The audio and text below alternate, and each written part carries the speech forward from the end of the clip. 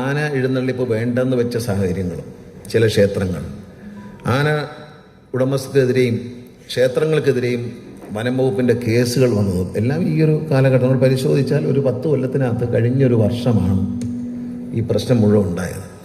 ഇതിൻ്റെ പ്രധാന കാരണമായിട്ട് എനിക്ക് തോന്നിയിട്ടുള്ളത്, നമ്മുടെ കൂട്ടായ്മ ദുർബലപ്പെട്ടു എന്നറിഞ്ഞപ്പോൾ വഴിയെ പോയവരെല്ലാം നമുക്കിട്ട് തട്ടിയിട്ട് പോയി. പിന്നെ നമ്മുടെ ഒരു കൂട്ടായ്മയുടെ കുറവ് കൊണ്ട് പരിചയസമ്പന്നരല്ലാത്ത പാപ്പാന്മാരെ ആനയെ ഉപയോഗിക്കാൻ കൊടുക്കേണ്ടി വന്നു. എൻ്റെ നേരിട്ടുള്ള അനുഭവം തന്നെ പറയാം. എൻ്റെ ആന വരണ്ടോടി. ഞാൻ മറ്റുള്ളവരുടെ അനുഭവം പറയുന്നില്ല, കാരണം എൻ്റെ ആനയുടെ പാപ്പാന് പരിചയസമ്പന്നരായതില്ല, ആനയെ പേടിയായിരുന്നു. എൻ്റെ ആന വിശ്വനാഥനാണെങ്കിൽ ആരുമായിട്ടും അങ്ങനെ ഒരു ഉടക്കിന് പോകുന്ന ആളല്ല. അങ്ങനെ ഒരു അക്രമ സ്വഭാവമൊന്നുമില്ല.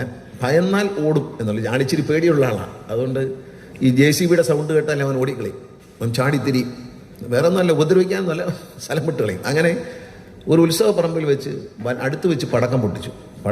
ആന വരണ്ടു പുറത്തിരുന്ന ആളെങ്കിൽ താഴെ പോയി.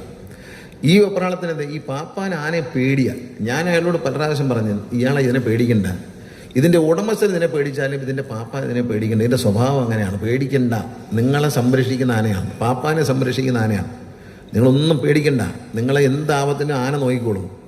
പക്ഷേ മറ്റുള്ളവർ സൂക്ഷിക്കുക. ഇയാൾ പേടിയാണ്. ഇവൻ എന്ത് ചെയ്തു, കംപ്ലീറ്റ് ആനയെ ചങ്ങലക്കിട്ട് പൂട്ടി.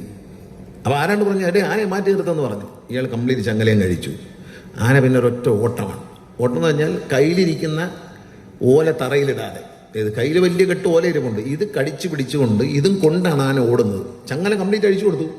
പരിചയസമ്പന്നമില്ലാത്ത പാപ്പാൻ്റെ തെറ്റാണത്. കാരണം ചങ്ങല അഴിക്കാൻ പാടില്ല. ആന ഭയന്ന് നിൽക്കുന്ന സമയത്ത് അതൊന്ന് ശാന്തമാകുന്നവരെ അതിൻ്റെ ചങ്ങല അഴിക്കാൻ പാടില്ല എന്ന് ആനയുമായി ബന്ധപ്പെട്ട എല്ലാവർക്കും അറിയാം. ആരോ കമ്മിറ്റിക്കാർ പറഞ്ഞ് അഴിച്ചു മാറ്റരുന്ന് പോലീസുകാരോ പറഞ്ഞെന്നാണ് പറഞ്ഞത്. അയാളപ്പോഴേ ചങ്ങല കംപ്ലീറ്റ് അഴിച്ചു. അത് ആനയുടെ ശരീരത്തിൽ ഒരു ഇടച്ചങ്ങല പോലും ഇല്ല, സർവ്വതും അഴിച്ചു കൊടുത്തു. ആന പേടിച്ച് രണ്ടാം ഘട്ട ഓട്ടം. ഈ ഓടുമ്പോൾ ഉപദ്രവിക്കാമെന്ന ലക്ഷ്യമുണ്ടെങ്കിൽ ആന ഓല താഴെ ഇട്ടായിരിക്കും. ഇത് ഓല താഴെ ഇടാതെ ഈ ഓലയും പിടിച്ചുകൊണ്ടാണ് ആന ഓടുന്നത്. ഇതും കൊണ്ടാണ് ഓടി കളഞ്ഞത്. കുറേ ദൂരം ഓടി അങ്ങ് നിന്നു. ഈ പരിചയസമ്പന്നമില്ലാത്ത പാപ്പാന്മാരെ, ഞാൻ ചെയ്ത തെറ്റാണ് പറഞ്ഞ്, മറ്റുള്ളവരെ കുറിച്ചല്ല, പാപ്പാന്മാരുടെ പരിചയസമ്പത്തില്ലായ്മയും ഭയവും, അവർക്കുള്ളിൽ ഭയമുണ്ട്. അവർ ഈ പണി അറിയുന്നവരല്ല പലരും. അവർക്കൊരു ആനയെ തീറ്റ വെട്ടാനൊക്കെ നിൽക്കുന്ന ആൾ പെട്ടെന്ന് ഒരു ദിവസം ഒരു പ്രധാനപ്പെട്ട ആനയെ അങ്ങ് ഏൽപ്പിച്ചു കൊടുക്കുകയാണ്. അപ്പോൾ അങ്ങ് ഏൽക്കുക എന്നുള്ളതല്ലാതെ ഇതിനെ കൊണ്ടു നടക്കാനോ അതിൻ്റെ രീതികളോ ഒന്നും അറിയത്തില്ല, ഇതിൻ്റെ ലക്ഷണങ്ങൾ അറിയത്തില്ല, ഇതിൻ്റെ മാറ്റങ്ങൾ, ഇതിൻ്റെ സ്വഭാവത്തിലുണ്ടാകുന്ന മാറ്റങ്ങൾ, ഇതിൻ്റെ പെരുമാറ്റത്തിലുണ്ടാകുന്ന വ്യത്യാസങ്ങൾ, ഇതൊന്നും അറിയുന്നില്ല. ഇതൊന്നും പറഞ്ഞു കൊടുക്കാനോ ഇതിനെ ഒന്ന് ഏകോപിപ്പിക്കാനോ സംഘടനയ്ക്ക് കഴിയാത്തതാണ് കുഴപ്പം പറ്റിയത്. നമ്മുടെ എലിഫൻ്റ് ഓണേഴ്സ് ഫെഡറേഷൻ ഉണ്ടായതിനു ശേഷം കേരളത്തിൽ ആന ഓടിയുള്ള അപകടങ്ങൾ വളരെ കുറയുകയും എല്ലാ